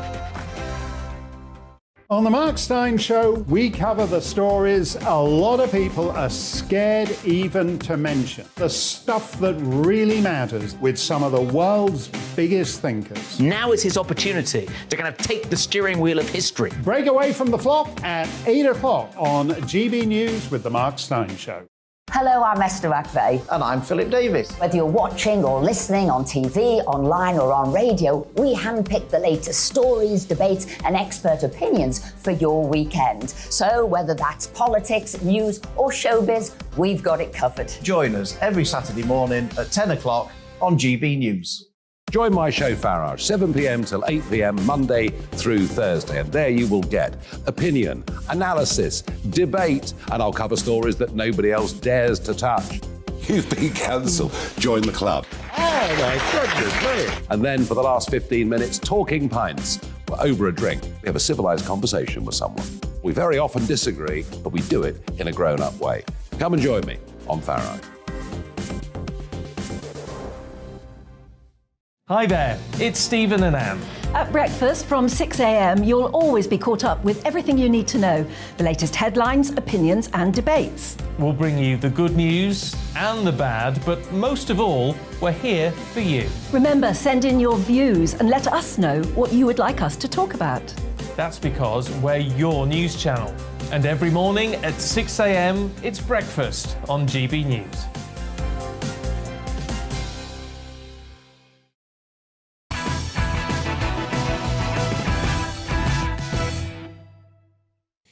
Now, after years of being forced into silence, Harry and Meghan's once loyal staff members are finally coming into the light with a series of startling and damaging revelations.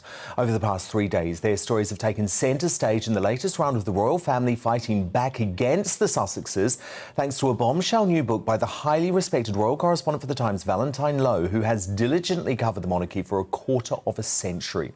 Courtiers, the hidden power behind the crown, documents the words of actual staff members, self-referred to as the Sussex Survivor Squad, who claim narcissistic sociopath Meghan persistently bullied them and reduced them to tears. And that's just the start of the allegations. One source told the book that during a walkabout in Fiji, Meghan is reported to have said, "I can't believe I'm not getting paid for this," while another alleges that the Duchess threatened to dump Harry unless he released his first statement eviscerating the media and confirming their relationship. Now, according to insiders speaking to Valentine Lowe, Harry was terrified of becoming an also-ran once his nephew Prince George turned 18 and stole his son, while Meghan thought she was going to be the Beyoncé of the UK. Such a toxic combination, clearly a recipe for disaster. And as I write in a new column for Mail Online tonight, the real silence parties in this tawdry tale of the Sussexes versus the royal family have now been heard by the world, and it sounds a lot more candid than what the couple told Oprah Winfrey. Well, to give their take, I'm delighted to say I'm joined by the royal authors Phil Dampier and Lady Colin Campbell. Our royal masterminds are back.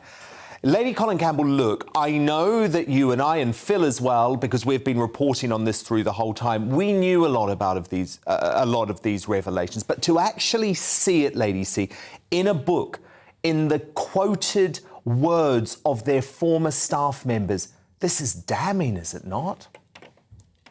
Isn't it wonderful? The stinger stung, exposed, you know? I mean, they are terrible bullies. They mistreat people in the most appalling way. And they have finally, it's been exposed in its entirety. I mean, you will remember, Dan, that I am the one who wrote the original book that unmasked them. But I only touched the tip of the iceberg. Valentine Lowe has done a wonderful job. He has gone to the absolute base of the iceberg. He's quoted chapter and verse. And of course, let's not forget, this has been done with Palace cooperation, so that Meghan and Harry will be firmly kept in their box. Because the fact of the matter is, they have been making absolute hay while the sun shone and creating havoc.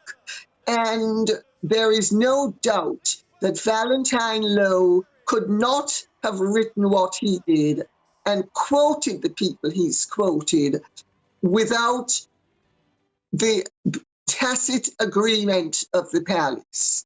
And I think good for Prince William, because my understanding is he has been the one who was backing up the disadvantaged bullied staff from the word go.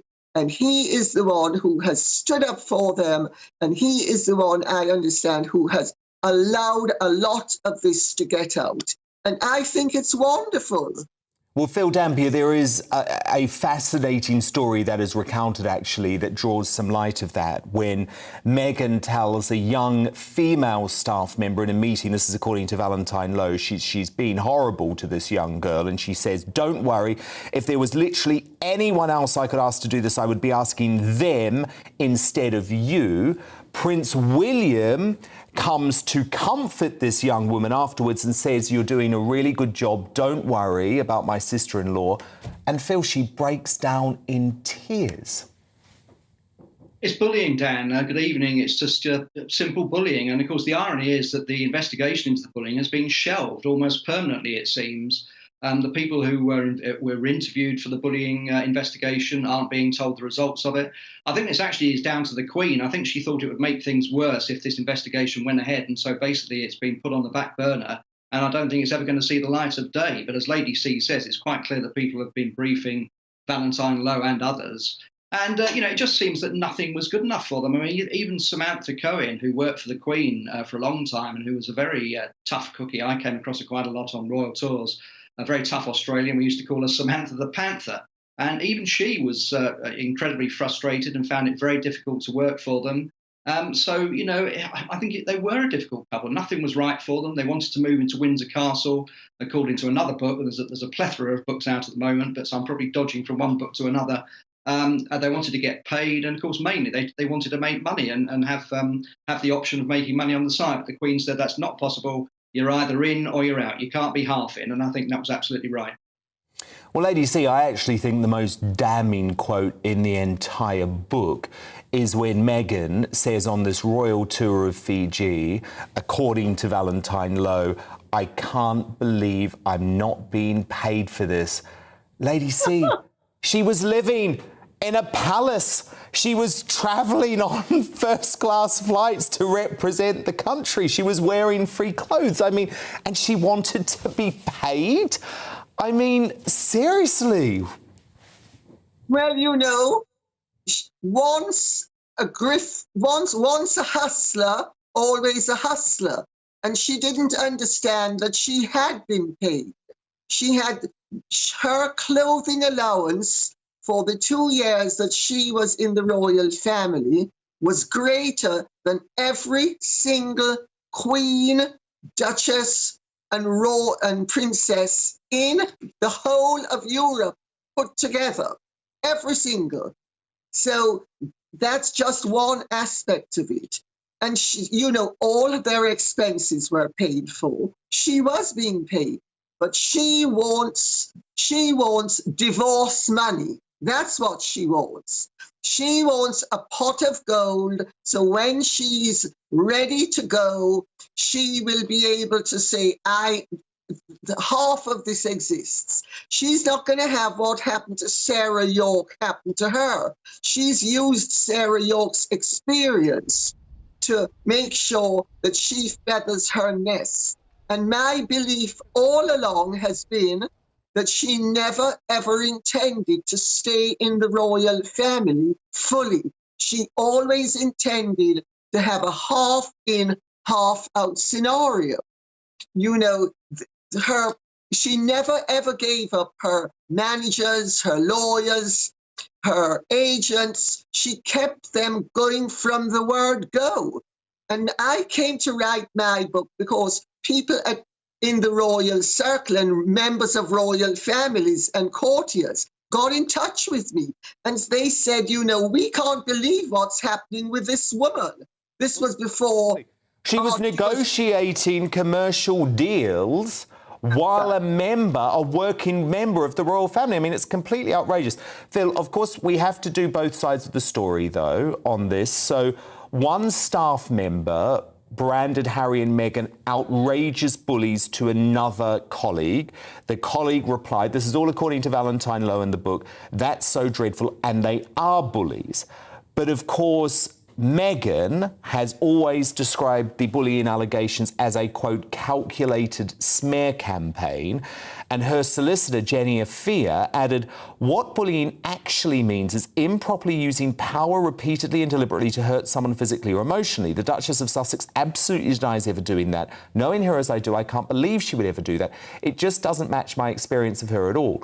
Phil, there seems to be some suggestion in the book from Prince Harry and from other people close to Meghan that there was just a breakdown in cultures, that Meghan as an American struggled to deal with the way that the royal family worked. That's their side of the story, Phil. What do you make of it?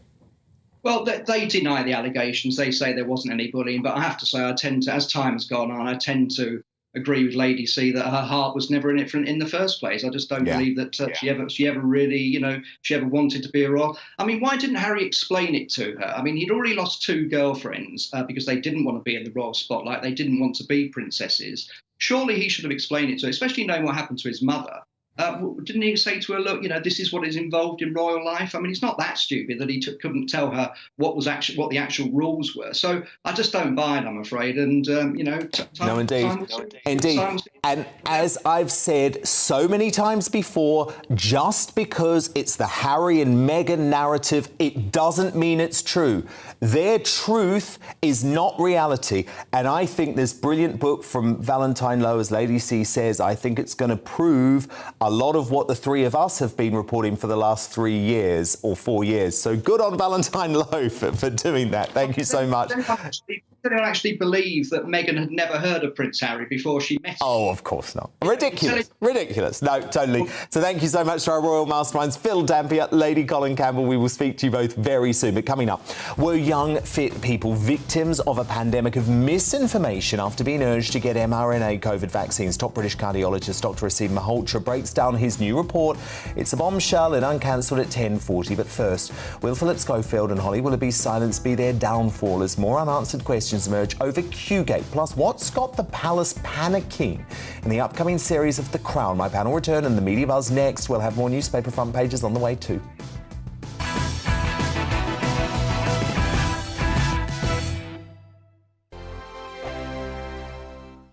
We are GB News. And we'd like to say thank you To each and every one of you. for helping our great nation. Find its voice. We're absolutely everywhere. Across England, Scotland, Wales and Northern Ireland. On TV. on radio and online. We're proud to be The People's Channel. Britain's news channel. On the Mark Steyn Show, we cover the stories a lot of people are scared even to mention. The stuff that really matters with some of the world's biggest thinkers. Now is his opportunity to kind of take the steering wheel of history. Break away from the flop at 8 o'clock on GB News with the Mark Steyn Show. Hello, I'm Esther McVeigh. And I'm Philip Davis. Whether you're watching or listening on TV, online or on radio, we handpick the latest stories, debates and expert opinions for your weekend. So whether that's politics, news or showbiz, we've got it covered. Join us every Saturday morning at 10 o'clock on GB News. Join my show Farage, 7 p.m. till 8 p.m. Monday through Thursday. And there you will get opinion, analysis, debate, and I'll cover stories that nobody else dares to touch. You've been cancelled. Join the club. Oh, my goodness me. And then for the last 15 minutes, talking pints. We're over a drink. We have a civilised conversation with someone.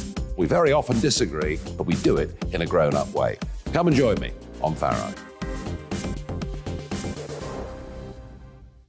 Hi there, it's Stephen and Anne.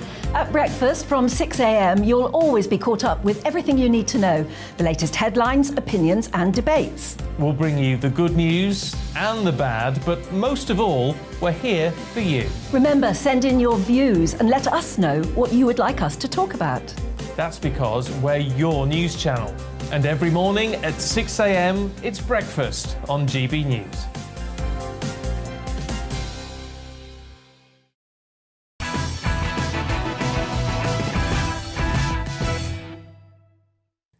Welcome back. We'll continue with our Media Buzz in just a moment. But first, breaking tonight, we understand that Liz Truss's Chief of Staff will no longer be paid through his lobbying firm. Number 10 had been defending Mark Fulbrook as it emerged over the weekend that he is paid through his company, which critics said could allow him to pay less tax, something Mr Fulbrook denied. Our political correspondent Tom Harwood has this exclusive story live from the Labour Party conference in Liverpool. Tom, what do you know? Yes, Dan, it's been a bit of a turbulent time for the government, not least due to the move in the markets and the fallout from that mini budget we saw on Friday. But one of the stories that had been dominating a lot of the coverage of this new administration did break over the weekend about the unusual employment situation of the Chief of Staff in Number 10, Mark Fulbrook, employed through his lobbying company rather than on the Number 10 payroll. This had become a distraction, we understand, for the government. And yes, I can reveal tonight that that employment practice that had been in place for just 2 weeks has now come to an end. Mark Fulbrook moving on to the official Number 10 payroll, meaning that there will be, I suppose, some of those more transparency elements coming out when the all payroll is published next summer. But yes, clearly still some questions as to why this peculiar practice was put in place at the start, but the government wanting to cauterise this story this evening. We'll move to meet Tom Harwood with that exclusive, and he'll have more on his show live from the Labour Party conference tomorrow morning here on GB News at 9:30. But let's return now to tomorrow's news tonight in our Media Buzz. More front pages. First up, the Metro, which I couldn't bring you earlier. A reminder of their headline, The Pound Quatanks. The Express leads with the headline, Don't panic, we have got a plan to cut debt, as Quatang shrugged off today's financial market jitters with a vow to lay out his plan to bring down debt. The Guardian takes aim at Liz Truss and the Chancellor by claiming their low-tax strategy is already unravelling in the wake of the pound's historic slump. Meanwhile, Keir Starmer will claim Labour the centre party in his speech at the conference tomorrow. The Daily Mirror equally revel in today's market movements with the headline, Out of Control. Meanwhile, it says Keir Starmer will pledge tomorrow that Labour will get 15 million more people on the housing ladder. Honey, I Shrunk the Quids is the headline in The Star as the pound hits a record low and interest rates look likely to rise. I did love that movie, I have to say. The Daily Telegraph also leads on this, saying spook banks have pulled new mortgages from the market amid the pound plunge. The Daily Mail slams the quote, City slickers betting against the pound as short sellers plunge sterling to record lows. The paper claims furious senior Tories accuse traders of trying to make money out of bad news. I couldn't agree with that more, and I sort of hinted at that, didn't I, earlier in my digest. Superstar panel back now. Daily Express columnist Carol Malone, journalist and broadcaster Sam Dallin, and the former MEP and political campaigner Belinda de Lucy. Now, over 2 weeks have passed since the late Queen's lying in state, but national outrage over Qgate shows no sign of letting up.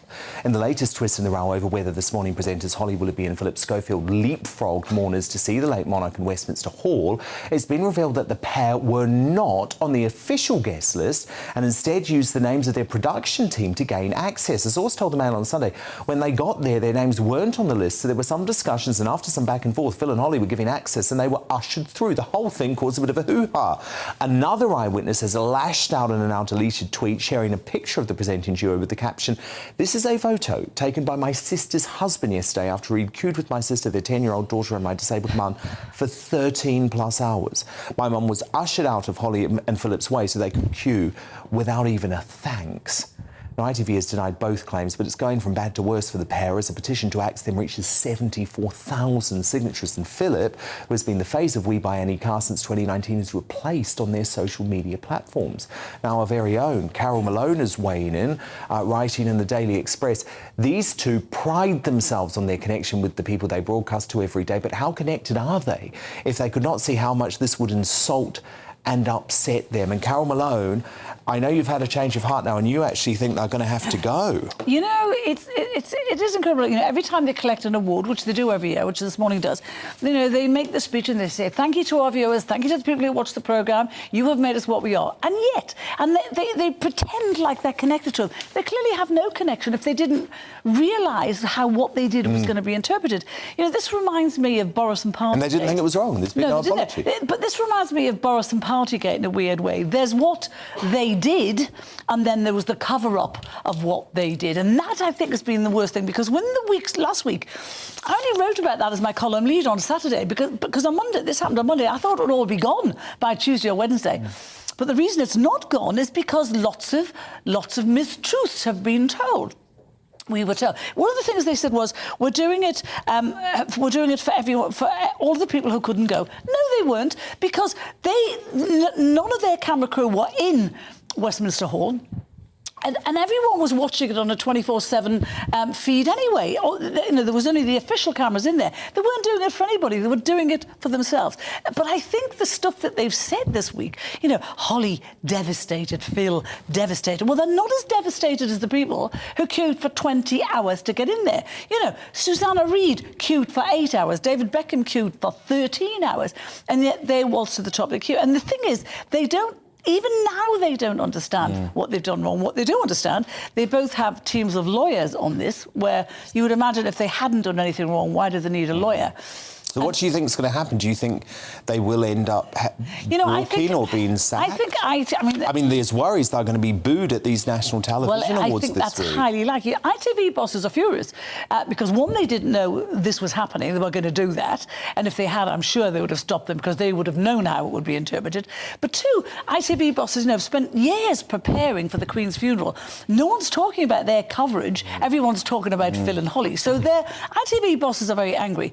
But, you know, they will also balance that with the fact that the show was settled. You'll remember a time when they weren't on that show. And This Morning was in the doldrums for a long time while they looked for presenters that would be good. That said, I think Fern Britton was great. She was great. It was just that Philip didn't like working with her. Well, exactly. But now I think even they are aware that the gloss is wearing off. He is seen as being very smug. She is being seen as unrelatable. But, you know, I just think the two of them, had they stood up on day one and said, we cocked this up, we're really sorry, we made a mistake. If they'd done that, this wouldn't be a story anymore. I mean, Belinda de Lucy, you queued. Do you have resentment for them using their celebrity to skip the queue? No, life's too short to carry around that sort of business. I think we should let sleeping queue jumpers lie and just leave them be. And I'll tell you why, because I think they've had punishment enough. Their squeaky clean image has been destroyed. Their Doris Day, Victoria sponge cake faces, all smiles. It's gone. The mask has slipped. We see them for what they are now. I think the mask slipped on Philip Schofield.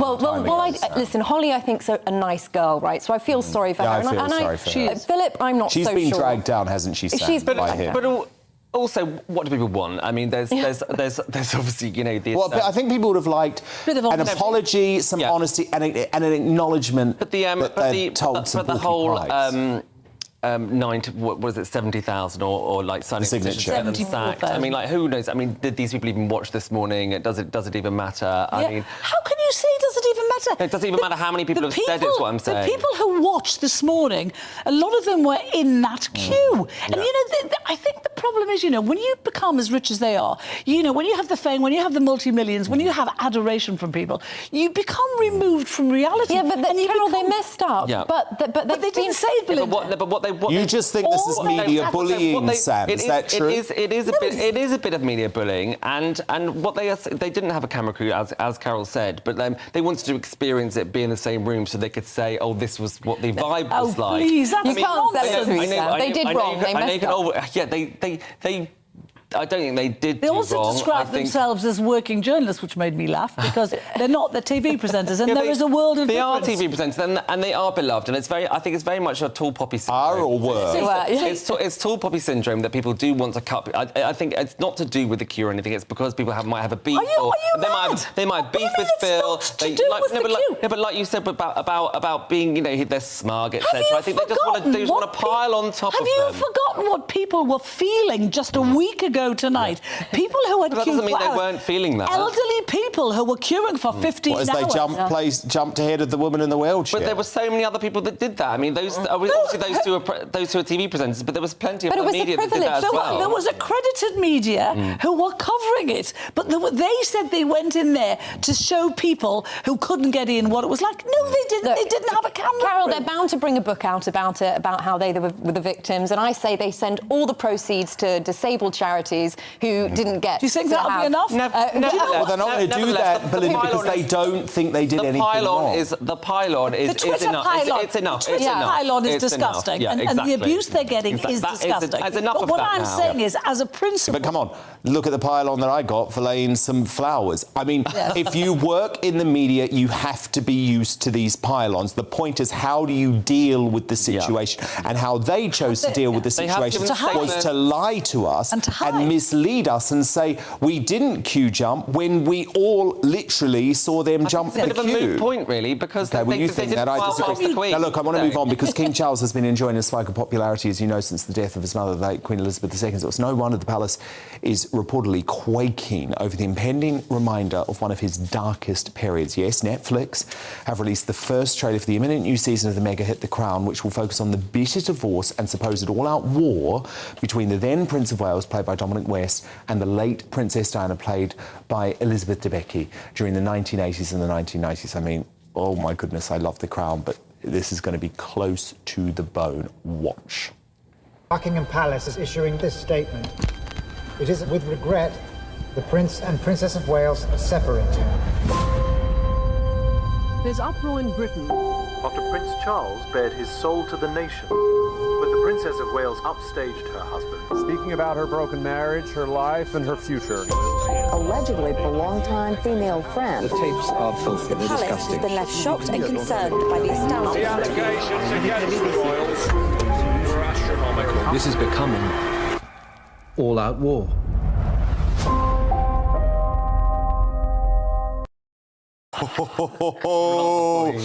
Now, the palace have come out hard against the series, with a friend of the king describing the drama as exploitative and accusing Netflix of having no qualms about mangling people's reputations. That was in the Sunday Times.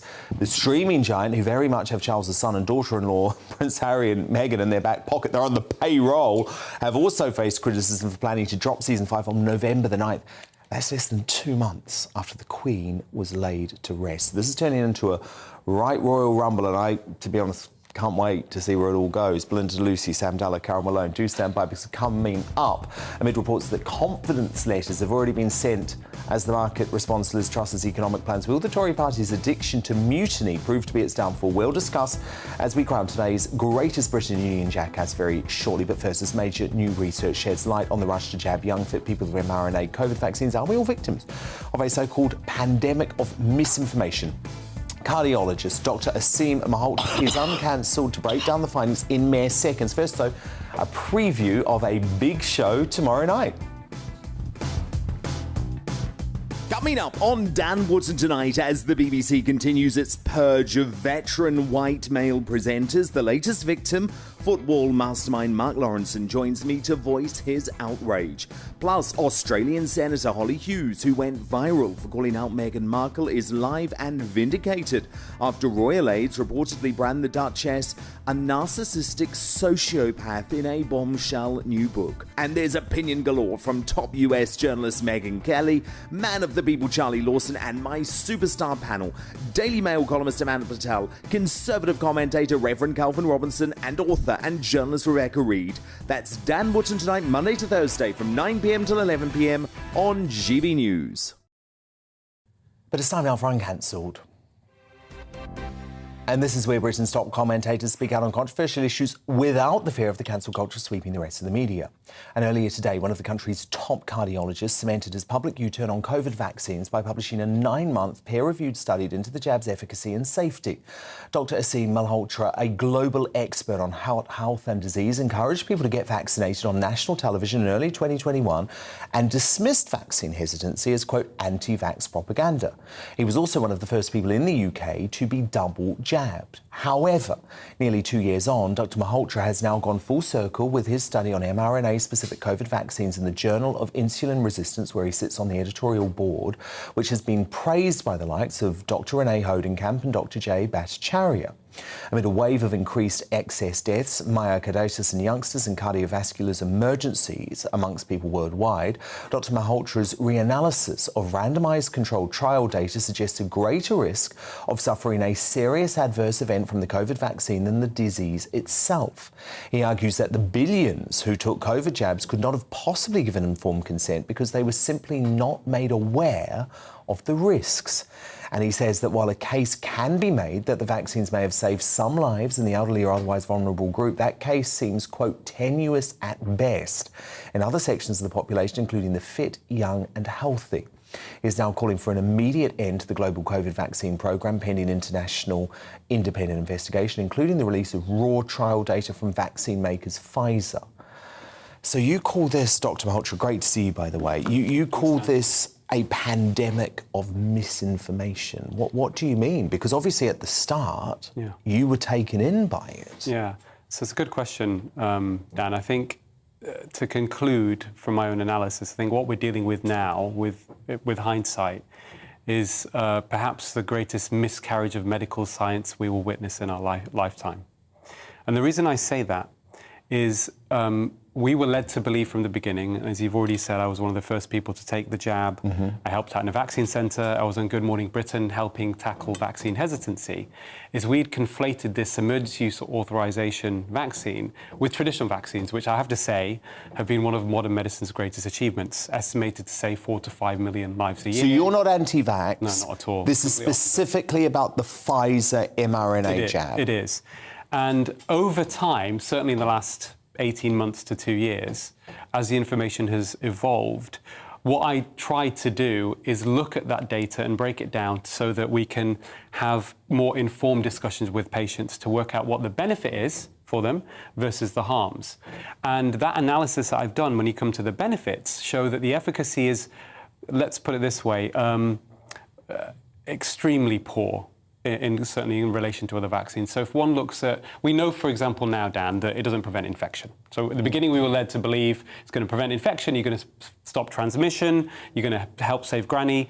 We knew, it didn't take long for us to figure out. In fact, more people seem to buzz it on once they've been jabbed. Yes, weirdly. Absolutely. Well, interesting. It's not even that weird. It's interesting because there is some data to suggest there is, certainly with recurrent boosters, probably an immunosuppressive effect, which you really couldn't make up. So a vaccine is causing an immunosuppressive effect.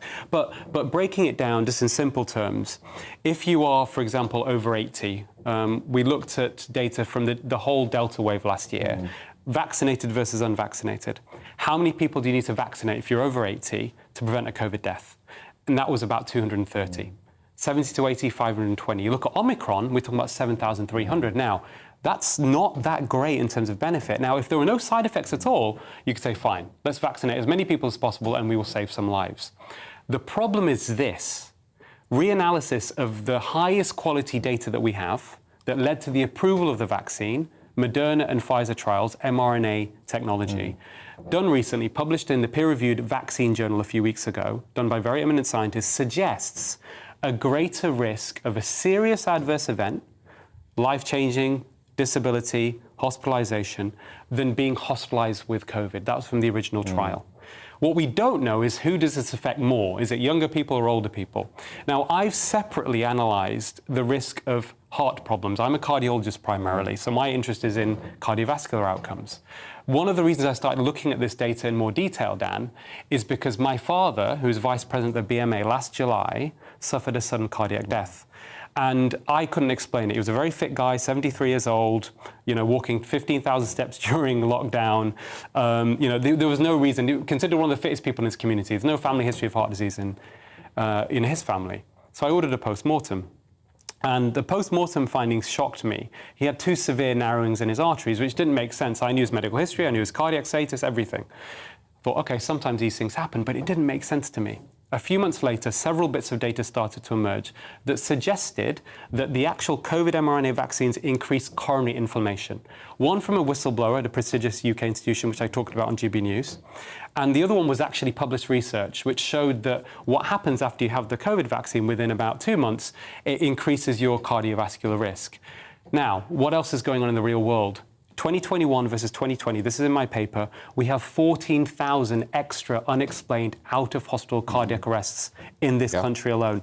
Israel data. No one wants to talk about. Israel data, 16 to 39-year-olds, they did a very rigorous analysis, 25% increase in heart attacks and out-of-hospital cardiac arrests in 16 to 39-year-olds, specifically associated with the vaccine, not associated with COVID. And on that point, I think people need to be very wary of news reports coming out suggesting that COVID is suddenly causing heart problems. I don't buy it. And the reason I don't buy it is a lot of this stuff could be a deliberate PR machinery from pharma. This isn't conspiracy theories. During the whole tobacco campaign, Big Tobacco sponsored scientists and put out press releases and got in the news suggesting, to divert the attention away that cigarettes were causing heart attacks, that it was down to stress.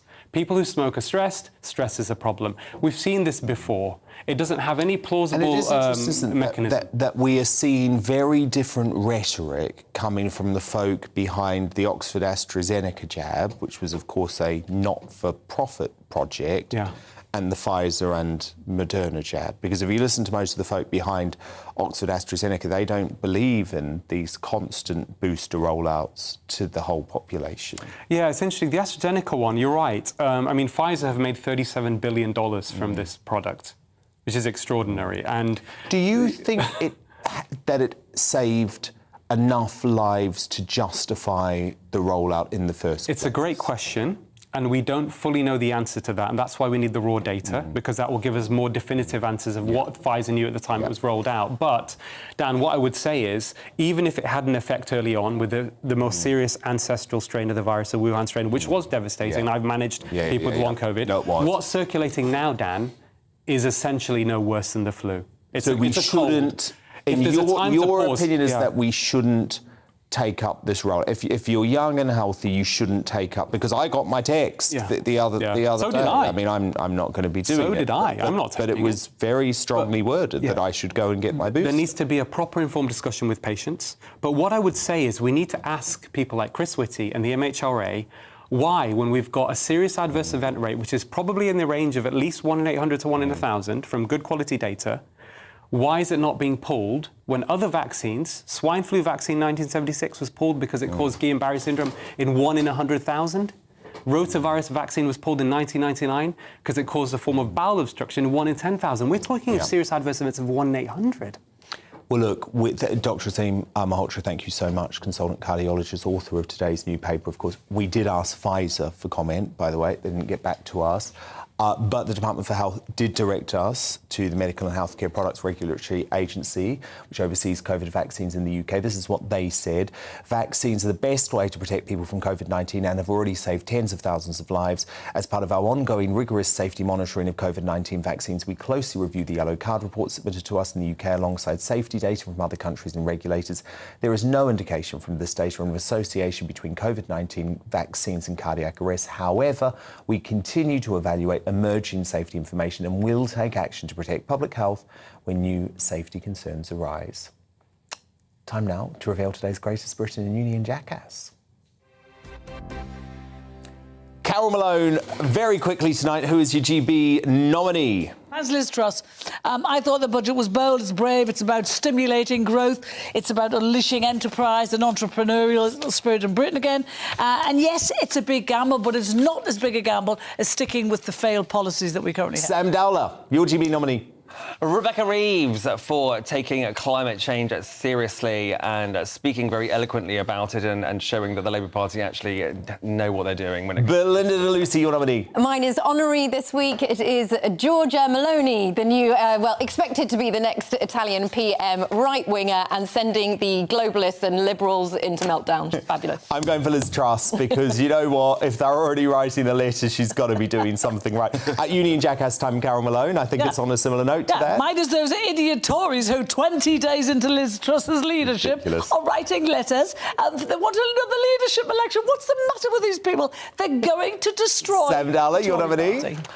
Suella Braverman for posturing and blaming police and crime on the wokeness, which is ridiculous. And Belinda de Lucy. Mine has to be Simply Red. They're clearly simple and very red champagne socialists. They have been tweeting nonsense about our government being far right and trying to take the government being forced out through strikes. Absolutely ridiculous. Simply Red for me. Well, it's a double win for Carol Malone tonight because I've got to go for those apparent Tory letter writers. She's had 20 days, 12 of it was in official national mourning. Ridiculous. Carol Malone, Sam Dalla, Belinda de Lucy, thank you so much. I'm back again tomorrow night from 9 p.m. Headline is up next, though. Good night. Good evening. I'm Alex Deakin with your latest weather update from the Met Office. A bit of a chilly breeze again tomorrow. And again, a mixture of sunshine and showers, but some places seeing a lot of showers.